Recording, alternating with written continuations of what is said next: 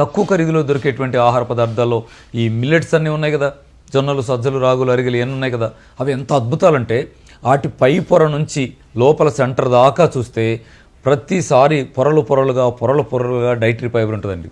ఈ బియ్యం మీద పై పొరలోనే ఉంటుంది.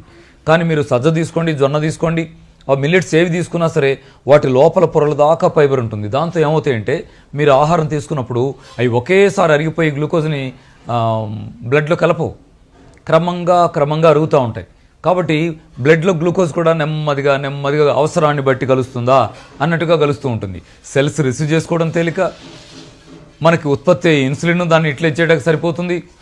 ఎక్కువ గ్లూకోజ్ వచ్చే ఛాన్స్ బ్లడ్లోకి ఉండదు. ఇవన్నీ కూడా ఇండైరెక్ట్గా మీరు షుగర్ని తగ్గించుకోవడానికి నీళ్ళు ఎలా ఉపయోగపడతాయో 30% అని చెప్తామే, అలా ఈ డైటరీ ఫైబర్ ఉండేటువంటి ఆహారాన్ని తీసుకోవడం వల్ల మీ షుగరు మీరు చాలా వరకు తగ్గించుకోవడానికి ఉపయోగపడే దివ్య ఔషధంలాగా ఇవి మారిపోతాయి.